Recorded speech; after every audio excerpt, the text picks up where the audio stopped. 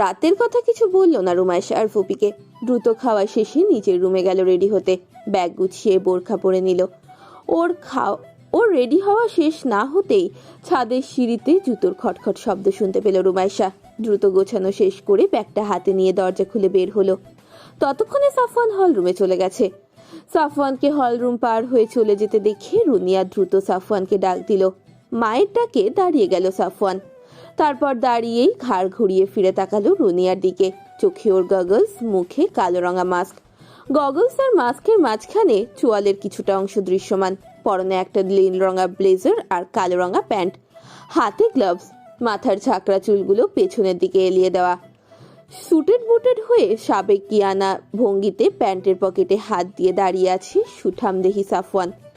রুমাইশা দোতলা থেকেই সাফওয়ানকে এক মনে পর্যবেক্ষণ করছে।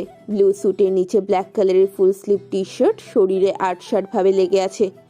শরীরের প্রত্যেকটি পেশির ভাঁজ তাতে বেশ স্পষ্ট হয়ে ফুটে উঠেছে। চুলগুলো কুইপ স্টাইলে মাথায় সেট করা। কপালের ওপর তীক্ষ্ণ ভ্রুজোড়া কুঁচকে আছে কোনো এক বিরক্তিতে। ইনি কি সবসময় হট মেজাজ থাকে নাকি, ভাবল রুমাইশা। রুমির কলেজে একটু কাজ আছে, তুই ওকে একটু সাথে করে নিয়ে যেতে পারবি? আজ রিক্সাওয়ালাদের ধর্মঘট চলছে, আর সাফিনও কলেজে চলে গেছে, ওর এক্সাম আছে তাই। রুনিয়া থেমে থেমে বললেন সাফওয়ানকে। রুমাইশা চোখ বন্ধ করে আছে। নিশ্চয়ই সাফওয়ান ভাইয়া। রুমাইশা একটা কড়া না শোনার অপেক্ষা করতে লাগলো। মায়ের কথা শোনার পর সাফওয়ান ঘাড় ঘুরিয়ে একবার দোতলার দিকে তাকালো। রুমাইশা চোখ বন্ধ করে অন্যদিকে তাকিয়ে বিড়বিড় করে কিছু একটা বলছে। সাফওয়ান তির্যক দৃষ্টিতে দেখলো ওকে কিয়ৎক্ষণ, তারপর আবার রুনিয়ার দিকে তাকিয়ে বলল, আসতে বলো, আমি গ্যারেজে যাচ্ছি। এরপর আবার আগের মতো করে স্ট্রেট ফরওয়ার্ড হয়েই বাইরের দিকে বেরিয়ে গেল সাফওয়ান। রুনিয়া রুমাইশার দিকে তাকিয়ে ইশারা করলেন নিচে নেমে দ্রুত যাওয়ার জন্য। রুমাইশা দ্রুত পায়ে সিঁড়ি বেয়ে নেমে বাইরে চলে গেল। সাফওয়ান তখনও গ্যারেজ থেকে গাড়ি বের করছে। গাড়ি বের করে নিয়ে এসে মেন গেটের সামনে সাফওয়ান তার ডার্ক পিচ ব্ল্যাক মার্সিডিজ বেঞ্চটা দাঁড় করালো। ড্রাইভিং সিটে বসে রুমাইশার ওঠার অপেক্ষা করতে লাগলো, কিন্তু রুমাইশা এখনো আসছে না দেখে গাড়ির উইন্ডো দিয়ে বাইরে তাকিয়ে দেখলো গাড়ির থেকে কিছুটা দূরে সাফওয়ানের দিকে তাকিয়েই ক্যাবলার মতো দাঁড়িয়ে আছে রুমাইশা। ওকে এভাবে দাঁড়িয়ে থাকতে দেখে সাফওয়ান এক ভ্রু কুচকে ধমক দিয়ে বলল, তোকে কি এখন কোলে করে গাড়িতে তুলতে হবে? থতমত খেয়ে গেল রুমাইশা। ও এতক্ষণ সাফওয়ানের কারটাকে দেখছিল। সাফওয়ান ভাইয়ার চোখ এমন কেন? এইসব ভাবতে ভাবতেই গাড়িতে ওঠার কথা ভুলেই গেছিল। তাড়াতাড়ি এসে গাড়ির দরজা খোলার জন্য দরজার হাতল ধরে টান দিল, কিন্তু দুর্ভাগ্যবশত খুলতে পারল না। ভীষণ অস্বস্তিতে পড়ল রুমাইশা। সাফওয়ান হয়তো ওকে এখন আনারই ভাববে। আবারও চেষ্টা করলো রুমাইশা। পরপর আরও দুইবার চেষ্টা করার পরেও যখন দরজাটা খুলতে পারল না, তখন সাফওয়ান ড্রাইভিং সিটের পাশের দরজাটা খুলে নেমে এলো গাড়ি থেকে। চরম বিরক্তি নিয়ে তাকালো রুমাইশার দিকে। তারপর গাড়ির দরজা খুলতে খুলতে বিরক্তি কণ্ঠে বলল, এই কারণেই আমি এসব উটকো ঝামেলা ঘাড়ে করতে চাই না, আর আমার মা সেসবই আমার ঘাড়ে চাপিয়ে দেয়। খুব লাগলো কথাটা রুমাইশার মনে। ও তাহলে উটকো ঝামেলা? চোখ ফেটে পানি বেরিয়ে আসতে চাইলো ওর। দাঁতে দাঁত চেপে কোনো রকমে সেটা আটকালো। প্রাণ থাকতে আর এই লোকের সাথে যাবে না ও কোথাও। চুপচাপ গাড়িতে উঠে বসলো রুমাইশা। ও গাড়িতে উঠে বসলে সাফওয়ান গাড়ির দরজাটা বন্ধ করে ড্রাইভিং সিটে গিয়ে বসলো। তারপর বেরিয়ে পড়লো কলেজের উদ্দেশ্যে। সারাটা রাস্তা কেউ আর কোনো কথা বলল না। সাফওয়ানের বাসা থেকে কলেজের দূরত্ব 6 কিলোমিটার। রিক্সায় যেতে 30 মিনিটের মতো সময় লাগে। কলেজের কিছুটা কাছাকাছি আসার পর ফাঁকা রাস্তা দেখে গাড়ি থামিয়ে দিল সাফওয়ান। তারপর ড্রাইভিং সিটের পাশের দরজাটা খুলে নিচে নেমে রুমাইশার পাশের দরজা খুলে দিয়ে রুমাইশাকে নামতে বলল। হঠাৎ নেমে যেতে বলায় রুমাইশা প্রশ্নাত্মক চাহনিতে তাকিয়ে রইল কিছুক্ষণ। তারপর গাড়ি থেকে নামলো। সাফওয়ান রুমাইশার সেই দৃষ্টিকে কোনো রকম তোয়াক্কা না করে দরজা লাগিয়ে দিয়ে আবারও গিয়ে ড্রাইভিং সিটে বসে পড়লো। তারপর সামনে তাকানো অবস্থাতেই বলল, এখান থেকে হেঁটে চলে যা। আমি চাই না তোকে আমার সাথে দেখে কলেজে কোনো রিউমারের সৃষ্টি হোক। আর তারপর গাড়ি নিয়ে রুমাইশার সামনে থেকে সাঁ করে চলে গেল। সাফওয়ানের এমন ব্যবহারে প্রচুর কষ্ট পেল রুমাইশা। মুখটা চুপসে গেল মেয়েটার। ওখান থেকে হেঁটে হেঁটেই কলেজে পৌঁছলো সে। এক্সাম শুরু হতে আর মাত্র একদিন আছে। ধুমসে পড়াশোনা করছে রুমাইশা, সাথে সাফিনও। সেই দিনের পর থেকে সাফওয়ানের সাথে রুমির আর দেখা হয়নি। শেষ রাতের সেই অদ্ভুত শব্দটাও আর হয়নি। সেটাকে নিছকই মনের ভুল ভেবে নিয়েছে রুমাইশা। হয়তো মস্তিষ্কের উপর চাপ পড়ছিল অনেক, তাই ভুলভাল দেখেছে। ওইসব নিয়ে আর মাথা ঘামায়নিও। পড়াশোনা শেষ করে 1টার দিকে ঘুমাতে গেল রুমাইশা, কিন্তু ঘুম ধরা দিল না ওর চোখে। 1 ঘন্টা ধরে এপাশ ওপাশ করেও ঘুম আসলো না। রুমাইশার মনে পড়লো সন্ধ্যাবেলায় 1 কাপ কড়া কফি খেয়েছে ও। আজ আর ঘুম হবে না, কফিটা সকালে খাওয়া উচিত ছিল। ঘুম না আসায় অগত্যা ফোন চাপাচাপি করতে লাগলো।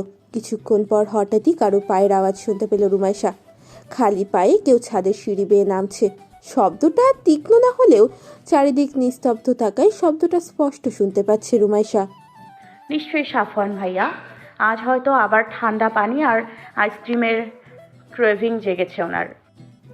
এসব ভেবে নিয়ে আবারও ফোন চাপায় মনোযোগ দিল রুমাইশা। পরক্ষণেই মাথায় চাপলো অন্য এক বুদ্ধি। রুমাইশা তড়াক করে শোয়া থেকে উঠে বসলো বিছানায়। আজ ও সাফওয়ানের চেহারা দেখবে যেভাবেই হোক। হলরুম থেকে সিঁড়ি বেয়ে উঠে একটুখানি বাইরে দিকে রুমাইশার রুম, তাই দেখতে সুবিধাই হবে। বিছানা ছেড়ে উঠল রুমাইশা। তারপর ধীর পায়ে নিঃশব্দে রুমের দরজার কাছে গিয়ে দরজাটা আস্তে করে অল্প একটু খুলে কোনো রকমে এক চোখে দেখতে পাবে এমনভাবে দাঁড়ালো দরজার পেছনে। কিন্তু সেখান থেকে শুধু সিঁড়ি আর সিঁড়ির সামনের হলরুমের কিছুটা অংশ দেখা যাচ্ছে।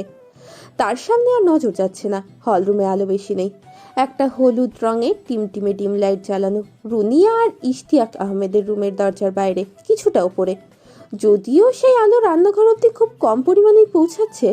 সাফওয়ান ততক্ষণে সিঁড়ি বেয়ে নেমে কিচেনের দিকে এলো। পেছন থেকে কিছুই দেখা যাচ্ছে না।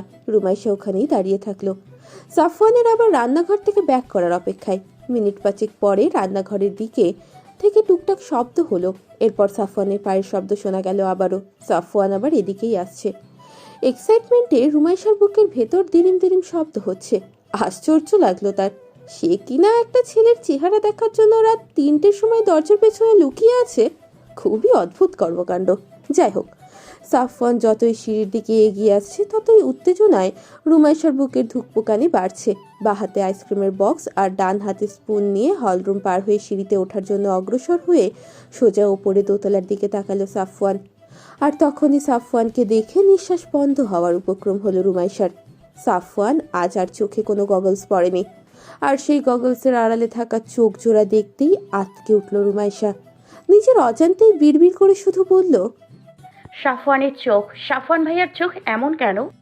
শিকারি চোখের কোটরে ঈষৎ সবুজ ঈষৎ ধূসর রঙা মণি দুটো নিশাচুরি হিংস্র মাংসাশী প্রাণীদের মতো জল জল করে উঠছে অন্ধকারে। দুটি ছড়াচ্ছে তা। মুখের অভিব্যক্তিতে মনে হচ্ছে এক্ষুনি হিংস্র জানোয়ারের মতো নিজের ক্ষুধা মেটাতে কারোর উপরে ঝাঁপিয়ে পড়বে। তার গলায় এক কামড় বসিয়ে গলার নল খুলে ফেলবে ও। ভয়ে গলা শুকিয়ে কাঠ হয়ে গেল রুমাইশার। বুকে যে টিপটিপ এতক্ষণ এক্সাইটমেন্টের কারণে হচ্ছিল তা এখন ভয়তে রূপ নিল। কিন্তু এরপর সাফওয়ানের গলা, ঘাড় আর বুকের চামড়ার দিকে চোখ গেল রুমাইশার। আঁতকে উঠল ও আবারও। সাফওয়ান ভাইয়ের চামড়ার সাথে লেগে থাকা ওগুলো কি? ধীর পায়ে ওপরে উঠছে সাফওয়ান। গায়ে ওর শুধুমাত্র একটা আন্ডারশার্ট।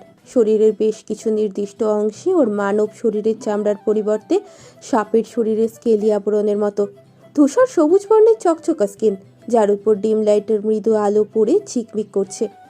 কথা বলতে যেন ভুলে গেল রুমাইশা। সাফওয়ানের শরীরের উপর পড়া আলো প্রতিফলিত হয়ে এসে ওর চোখে পড়ল কয়েক সেকেন্ডের জন্য।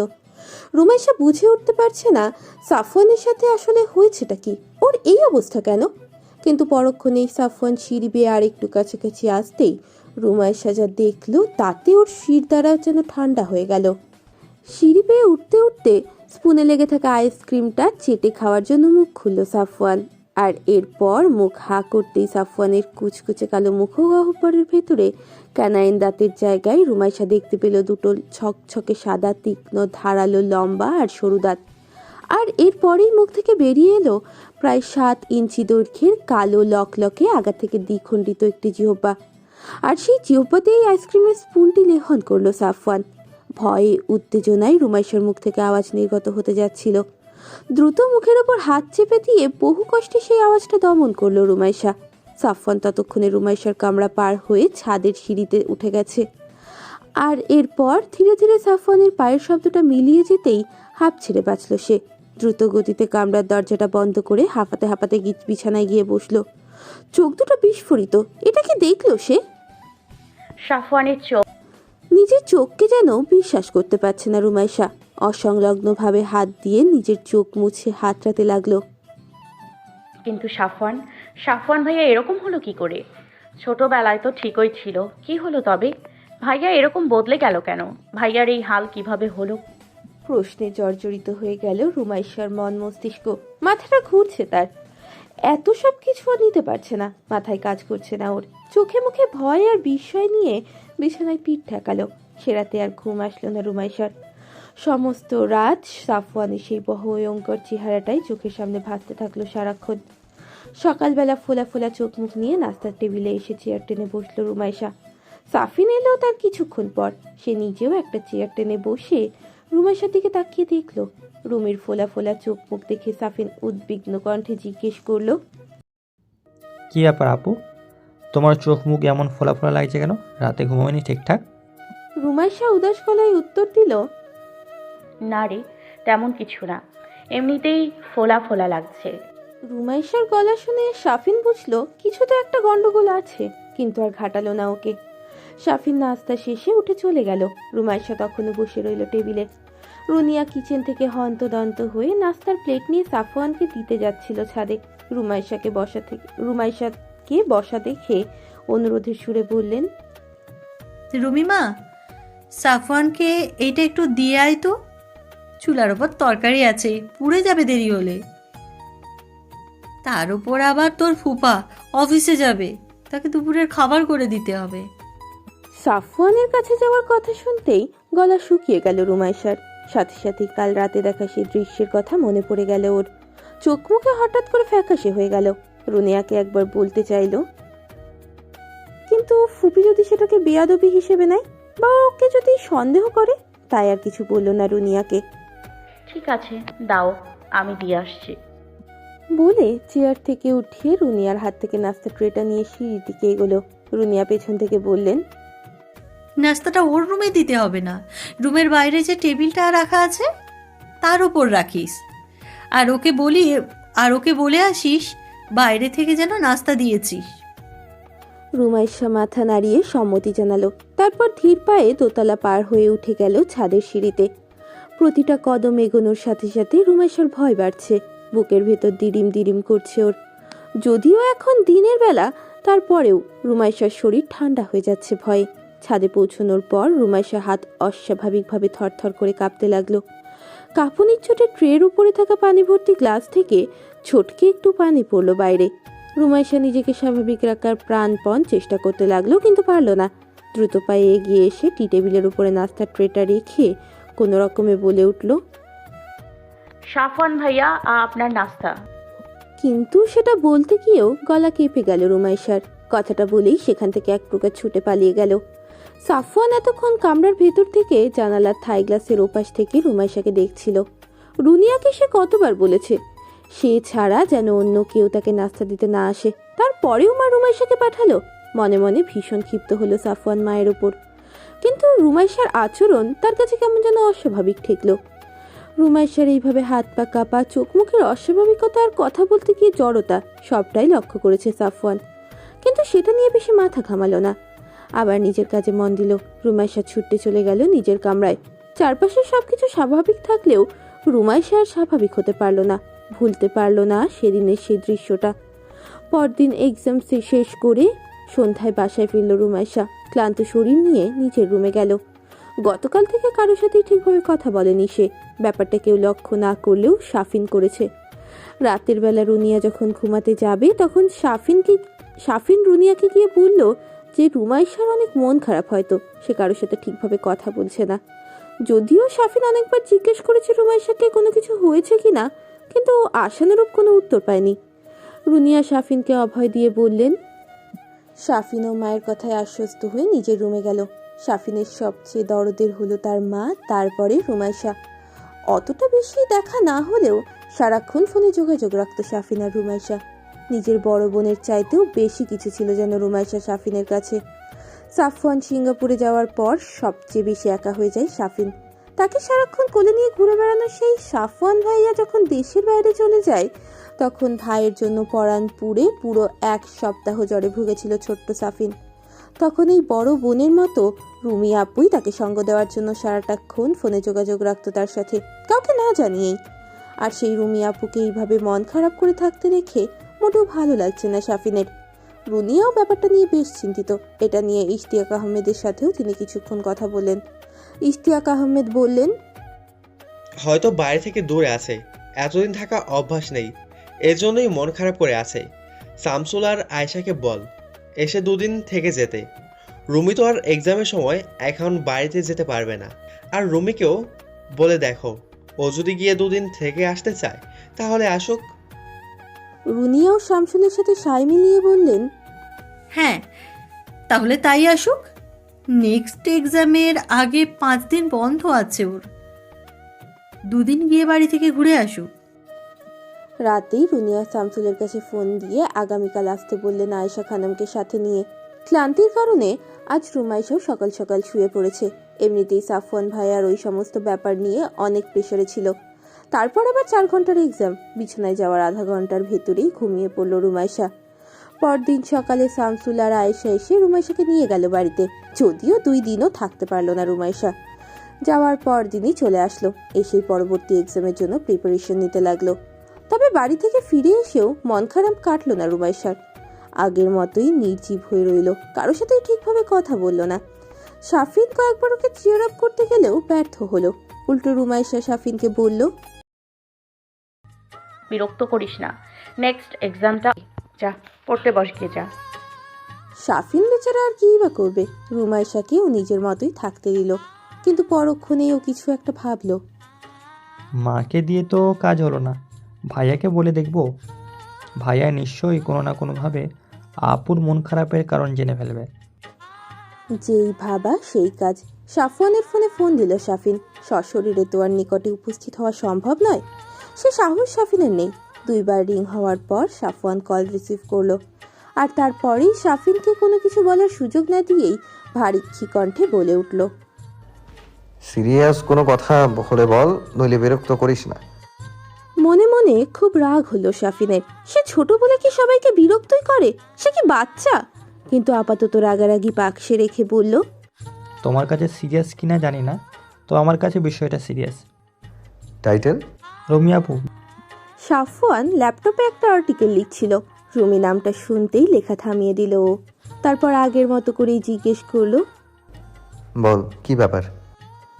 সাফিন এক নাগারে বলতে শুরু করলো, রুমি আপু বিগত কয়েকদিন ধরে কেমন যেন মন খারাপ করে আছে।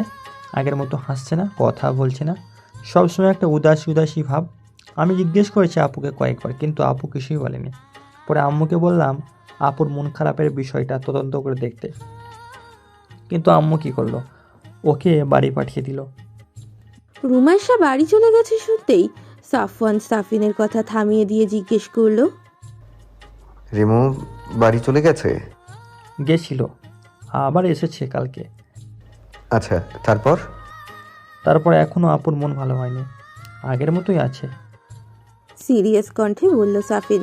সাফওয়ান টেবিলে কনুই রেখে হাতে কলমটা আঙুলের ডগায় নিয়ে ঘোরাতে ঘোরাতে আগের মতোই গম্ভীর কণ্ঠে বলল, এখানে আমার ভূমিকা কি? আমাকে কেন ফোন দিয়েছিস? তুমি আপুর সাথে একটু কথা বলে দেখবা, হয়তো এমন হতে পারে আপুকে কেউ ডিস্টার্ব করছে। তোমার সাথে বলতে পারে, তুমি জিজ্ঞেস করলে তো আর মিথ্যা বলতে পারবে না, কারণ তুমি গুরুজন। জায়গা মতো কথাগুলো বলতে পেরে সাফিন খুব মজা পেল। এতে নিশ্চয়ই কাজ হবে। রুমাইশাকে কেউ ডিস্টার্ব করতে পারে ভেবেই ভ্রুকুঞ্চিত হয়ে গেল সাফওয়ানের। বলল, হয়েছে, আমি কথা বলে দেখব। সাফিন খুশি হলো অনেক, কিন্তু ফোনে সেটা প্রকাশ করলো না। আগের মতো করেই বলল, ঠিক আছে ভাইয়া, আমি তাহলে রাখছি এখন। কিন্তু ও রাখার আগেই সাফওয়ান নিজেই কল কেটে দিল।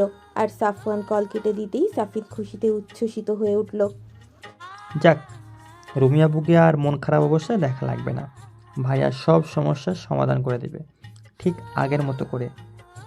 রাতে পড়াশোনা শেষ করে একটু সকাল করেই শুয়ে পড়ল রুমাইশা। শরীর মন কোনোটাই তার ভালো নেই, কিছুতেই যেন শান্তি পাচ্ছে না ও। ঘুমও হচ্ছে না ঠিকঠাক। নকশাদার পালঙ্কের বেগুনি নীল মিশেলের ফুলের বিছানার উপর চিত হয়ে পায়ে দুটো ডান পাশে রেখে বিছানার গায়ে রেখে সিলিংয়ের দিকে তাকিয়ে আছে রুমাইশা। কি যেন এক অশান্তি তাড়া করে চলেছে ওকে, কিছুতেই স্বাভাবিক হতে পারছে না ও। বিগত কিছুদিনের কথা ভাবতে ভাবতে দীর্ঘশ্বাস ফেলল রুমাইশা। এই অশান্তির কথা ও না পারছে কাউকে বলতে আর না পারছে সইতে। চোখ ফেটে পানি আসতে চাইল ওর। এমন সময় দরজায় হঠাৎ নক পড়ল। রুমাইশা শোয়া থেকে উঠে বসল, চোখ দুটো মুছে নিল ভালোভাবে। ভাবতে ভাবতে উঠে দরজা খুলে দিল রুমাইশা, কিন্তু কাউকেই সামনে পেল না। মনে মনে সাফিনের উপর ভীষণ বিরক্ত হলো। নিশ্চয়ই এটা ওর কাজ, দরজায় নক দিয়ে দৌড় দিয়েছে। নিজের শোক বিলাস করার সময় এইরকম ডিস্টারবেন্স মোটেও পছন্দ হলো না রুমাইশার। মনে মনে সাফিনকে খুব করে বকা দিয়ে ভ্রুকুটি করে দরজা আবারও বন্ধ করতে গেল সে।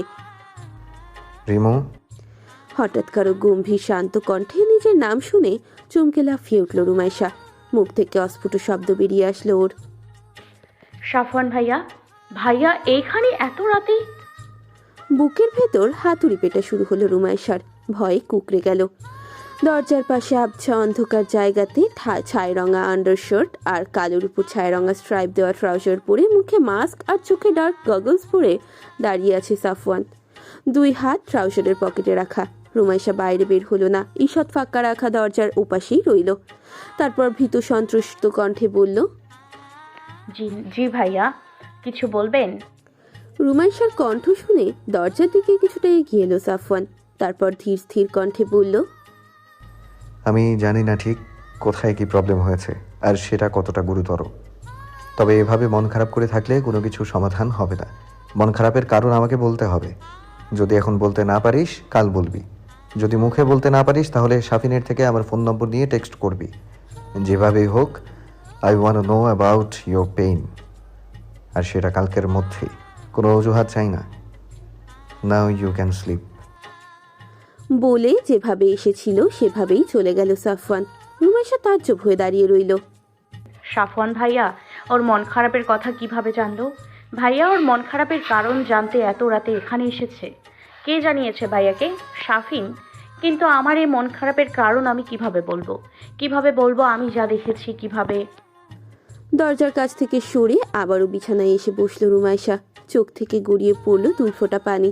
হ্যাঁ, ওর মন খারাপ, ভীষণ মন খারাপ। খুব দরকার ওর কাউকে, যার সাথে ও ওর মনের সব কথা বলতে পারবে, যে ওর সহায় হবে। কিন্তু কাকে বলবে ও? সাফিনকে তো বলা যাবে না।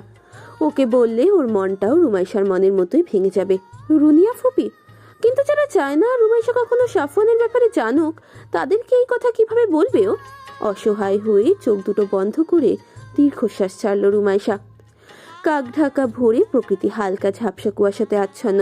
ঘাসের উপর মুক্ত দানার মতো শিশির দানা পড়ে আছে। পাখির কিচিরমিচির ধ্বনিতে সদ্য ঘুম ভাঙা রুমাইশা বিছানায় শুয়ে আড়মোড়া ভাঙছে। যত রাতেই ঘুমাক না কেন, রোজ এমন সময়তেই ওর ঘুম ভাঙে। বিছানা ছেড়ে উঠে ফ্রেশ হয়ে ও নিচে এলো। তারপর মেইন ডোর পেরিয়ে বাইরে বেরিয়ে এলো। সাদা সালোয়ারের সাথে গাঢ় সবুজ জামিনের ধূসর ফুলের ছাপার কামিজ পরা ওর।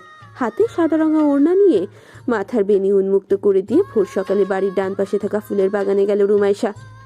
এই ফুলের বাগানটা রুনিয়ার হাতে তৈরি। অনেক আগে যখন এই বাড়িতে আসতো, তখন রুমাইশা, সাফওয়ান আর রাফসান মিলে এখানে হুটোপুটি করতো বেশিরভাগ সময়। অনেকগুলো গাছ রুমাইশা নিজের হাতে করেও লাগিয়েছে। সেইগুলো হয়তো এখন আর নেই, তবে স্মৃতিগুলো এখনো তরতাজা। পায়ের জুতো খুলে খালি পায়ে বাগানের ভেতর দিয়ে হেঁটে চলল রুমাইশা। নরম মাটির ওপর প্রতিটা নির্মল ঘাসকে নিজের ছোট ছোট চরণ যুগল দ্বারা অনুভব করে চলল সে। বিশাল এরিয়া জুড়ে ফুলের বাগান, অনেক অনেক রকমের ফুল, তবে গোলাপি বেশি। বাগানের ভেতর হাজারো ফুলের মাঝখানে সাদা রঙা ওড়নার বদৌলতে শুভ্র প্রতীকের মতো জলজল করছে রুমাইশা। ফুলগুলোকে আলতো করে ছুঁয়ে দিচ্ছে। ফুলগুলো যেন ওর স্পর্শ পেয়ে নিজেদেরকে আরো বেশি মেলে ধরছে। সমস্ত বাগানে ঘুরে ঘুরে সবগুলো ফুলকে একটু একটু করে ছুঁয়ে দিয়ে ঘরে ফিরল রুমাইশা। নিজের কামরাতে ফিরেই ওর মনে পড়লো সাফওয়ান বলেছিল ওর সমস্যার কথা সাফওয়ানকে বলতে। কিন্তু কি বলবে ও? বিছানায় বসে ভাবতে থাকে কি বলা যায়। কি বললে ভাইয়া সন্দেহ করবে না যে ও সব জেনে গেছে? ওপরের দাঁত দিয়ে নিচের ঠোঁটটা কামড়াতে কামড়াতে ভাবতে লাগলো রুমাইশা। কিছুক্ষণ ভাবার পরেই ঠোঁটের কোণে হাসি ফুটে উঠল ওর। ঘটনাটা ধামাচাপা দেওয়ার জন্য মন খারাপের একটা সুন্দর অজুহাত পেয়ে গেছে ও। যদিও মিথ্যে বলতে হবে কিছু বলে কিছুটা মন খারাপ হচ্ছে, কিন্তু এখন আর কিছু করার নেই। নিজের ফোনটা হাতে নিয়ে দুলতে দুলতে সাফওয়ানের কামরার সামনে গেল। দরজার ওপর বার দুয়েক নখ পড়তেই দরজা খুলল সাফিন। দরজার সামনে রুমাইশাকে দেখে মিষ্টি করে দাঁড়িয়ে থাকতে দেখে সাফিন বলল, কি ব্যাপার, এত খুশি কেন? কিছু হয়েছে নাকি? ভিতরে এসে বসো আপু। রুমাইশা ভেতরে গিয়ে সাফিনের পড়ার টেবিলে চেয়ার টেনে বসে পড়ল। কিছু বলবে আপু? সাফিন বিছানায় বসতে বসতে জিজ্ঞেস করলো। রুমাইশা লজ্জায় লাল নীল হয়ে গেল। সাফওয়ানের ফোন নাম্বার সাফিনের কাছে কিভাবে চাইবে সে? যদি সাফিন কিছু মনে করে ওদের নিয়ে, এমনিতেই সুযোগ পেলেই খোঁচা দেয়।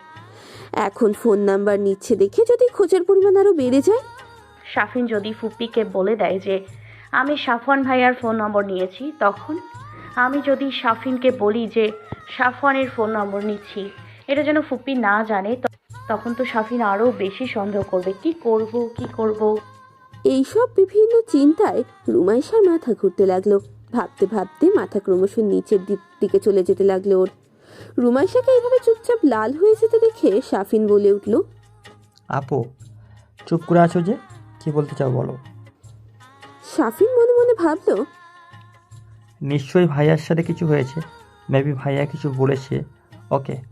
মন খাবারের বিষয় নিয়ে আপুকে তো একটু খুশি খুশিও লাগছে, কিন্তু তার সাথে আমার কি সম্পর্ক সেটাই তো বুঝতে পারছি না।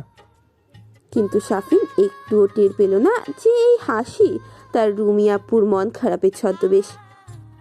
হুম, নিশ্চয়ই কিছু হয়েছে। আমার ভাইকে নিয়ে থাকি।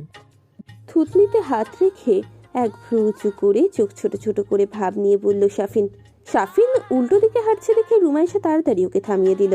তড়িঘড়ি করে বলে উঠল, তোর কাছে একটা জিনিস চাইবো, কিন্তু কাউকে বলতে পারবি না।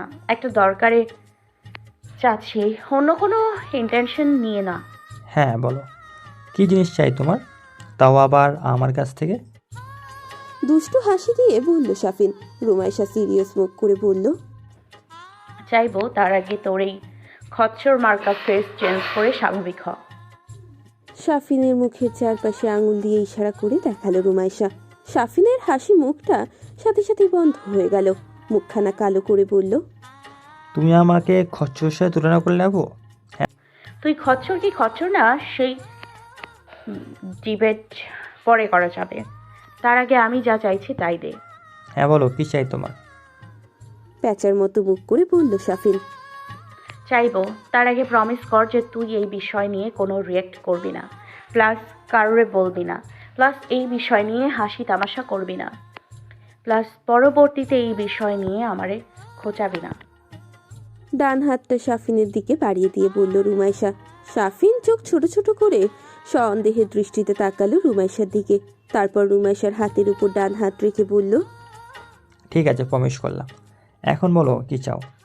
সাফওয়ান ভাইয়ার ফোন নম্বর। সাফিন চোখ বড় বড় করে রুমাইশার দিকে তাকালো। তারপর এক্সাইটমেন্টে ভ্রু দুটো উঁচু করে দুষ্টু হাসি দিয়ে মুখ গোল করে চিল্লাতে যাবে, তখনই রুমাইশা তাড়াতাড়ি তার দুই হাতের তালু দিয়ে ওর মুখের সামনে রেখে ওকে থামিয়ে দিয়ে বলল, প্রমিস করেছিস তুই কোনো রিয়েক্ট করবি না, এখন সাফওয়ান ভাইয়ার ফোন নম্বর দে। সাফিন অতি কষ্টে নিজের উত্তেজনা দাঁত দিয়ে নিজের ভেতর চেপে রেখে নিজের ফোনটা বের করলো। কিন্তু চোখ মুখ করে ব্যাপারটা একটুখানি সেলিব্রেট করার জন্য যুদ্ধে নেমেছে যেন। ফোন করে সাফওয়ানের ফোন নাম্বারটা কপি করে রুমাইশাকে দিয়ে বলল, হোয়াটসঅ্যাপে দিয়েছি দেখো। বলে ফোন নাম্বার নিয়ে রুমাইশা রুম থেকে বেরিয়ে গেল। যাওয়ার আগে সাফিনকে আর একবার চোখ দিয়ে শাসিয়ে গেল যেন এই বিষয়ে কাউকে কিচ্ছুটি না বলে। রুমাইশা চলে যেতেই সাফিন লাফ দিয়ে বিছানা থেকে নিচে নেমে দাঁড়িয়ে খানিকটা নাচানাচি করলো। ও ভেবেই নিল নিশ্চয়ই সাফওয়ান আর রুমাইশার ভেতর কিছু একটা চলছে। এদিকে নিজের রুমে ফিরে এসে সাফওয়ানের উদ্দেশ্যে মেসেজ লিখতে বসলো রুমাইশা। সাদা ওড়নাটা বিছিয়ে আছে বিছানার ওপর। নিতম্ব ছড়ানো চুলগুলো ডান পাশে হয়ে ছড়িয়ে আছে। নরম হাত দুটো দিয়ে মোবাইল ফোনটা ধরে ওপরের দাঁত দিয়ে নিচের ঠোঁট কামড়ে ভাবছে রুমাইশা বাক্যটা কিভাবে সাজালে তা সাফওয়ান ভাইয়ার মন পুতো হবে। একবার একভাবে লিখছে তো আবার মুছে ফেলে অন্যভাবে লিখছে, কিন্তু কিছুতেই মনের মতো হচ্ছে না।